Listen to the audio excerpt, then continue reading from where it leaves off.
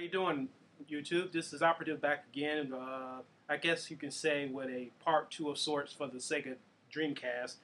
Um, while I was looking for my Sega Dreamcast, I happened to hit the open button and found that I still had a Fantasy Fantasy Star Online disc in it, version 2.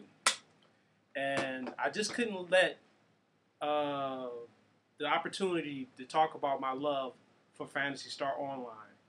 This game for me at the time was totally amazing. I mean, I remember the first night that I got the package and I opened it up and I put the game in and I played it, the original version, and it was crazy. To step online and know that other people walk around you were actually real people walking and talking to you, and it was just amazing how polite the people were. I mean, it's actually, to me, it was like the fruition of a dream coming true, because we dreamed of a day that we could be me and my friends, we could play with fellow gamers around the world and with a shared interest, and we finally had our dream come true. And it was just amazing to get this game finally in the mail. And it's just like when I stepped online, man, it was just like I can just remember stepping to it's like I said, it was like stepping into a whole new world. It was just crazy, and just talking to people and the love of this game and meeting all the cool people online. I mean, as we all know, Fantasy Online had its fair share of jerks. Because how many people know in the first one where Sega definitely made a mistake of making so when you die you drop your weapon, and how many people have had their weapons stolen from them during the game? And it was one of those things, man. It's just one of those chances you take when you finally find a cool weapon. You did not want to die with anyone that you didn't trust around you, because I remember finding one of my first rare swords and getting jacked for it during a boss fight. And I remember finding the holy, I forgot what the holy ray, the gun that looked like a flower that shot white bursts of laser, and fighting the end boss during the rock dragon that goes underneath with the lava, and having that stolen by someone during the game when I died. It was one of those sad, disappointing things. I can understand about the penalties of death, but it was just like one of those things that really made you mad when it happened. But I was so in love with this game. I remember I couldn't wait for the version 2, so I ordered my first import game, which was the Fantasy Online 2 version 2 import, in which you had to go through all the Japan site in order to register and play it actually online. And I love being one of the first people online to have the gold name on the game, because it made you stand out at the time, and it was really cool that when you were only one of the few people that could walk around with a gold name, because mainly it was just Japanese people that were walking around with their name outlined in gold.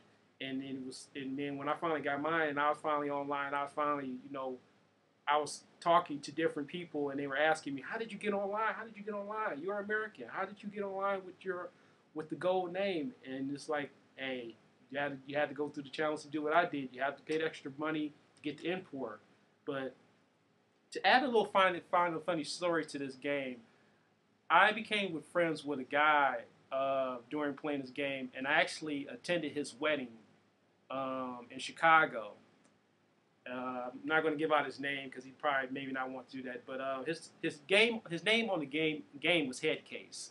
Headcase, me and Headcase would play literally night and day, literally night and day.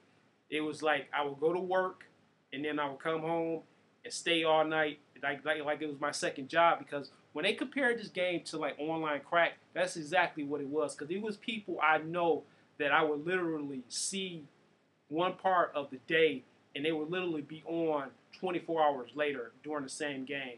But like I said, I met so many cool people that I still play. That, like I said, that I met on the Xbox version of this game that I still play with. That's on my friend list to this day. People such as Silent Rage, Morris. I played with him. Nova. He was a cool guy.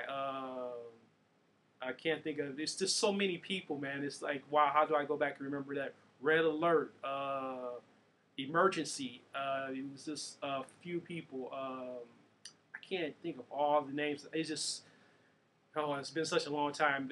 But I just could not let it go by and not talk about this game. This game, it's one of my top. I have to say at least one of my top 5 favorite game of all time, and I really wish that Universe had lived up to what I thought it would be, and we could play that. But just to me, Universe did not do it for me. I had more playing fun episode 1 and 2 than I did playing Phantasy Star Universe. It's just like when I remember playing the game, it's just like one of those feelings you just can't go home again. And it was sad because I was really disappointed, and I wish that we could, this game would come back and come back in the full force the way it was and bring back all that nostalgia, man, because it just brings a lot of just nostalgia to my heart. How many games that you actually said that you met someone and you had so much in common with that you actually got to attend, and not only attend his wedding, I was the best man at his wedding at the time. So it's like, when I talk about sharing and games bringing people together, this is what I'm talking about. It's one of those things where it's like, sharing games with people is a way of connecting. And some people say that we disconnect when we're playing online, but not always. It's not always a disconnection. It doesn't, it's all about you as a person and about how it pulls you away from reality and how it takes away from your real world responsibility. You always have to remember that these are just games and they are meant to entertain. They are not meant for escapism or whatever it is that you're trying to run away from. But it just was no way that I could talk about the Sega Dreamcast without mentioning this game, and I had to mention the love for this, and I hope that I can get a lot of comments and people who remember me. I went by many names on the game. I was one of the first Neos on a Dreamcast, that is. Then I later on became the Guardian. I used that name as part of mine. The Sentinel was one of my character names. Trying to think, because I have so many of my character cards left over from the Dreamcast, which I showed earlier from the earlier video, that it's hard to remember all the different characters that I used, because I even was on the Xbox version, the first one, the episode 1 and 2, as I mentioned. So I'm really looking forward for those who see this video here particularly that might remember me playing with me on Phantasy Star. Oh yeah, Para was a character that was a really cool fellow gamer that I played with on Phantasy Star, and that I wish I could stay in touch with today. And it's sad that a lot of those didn't translate over.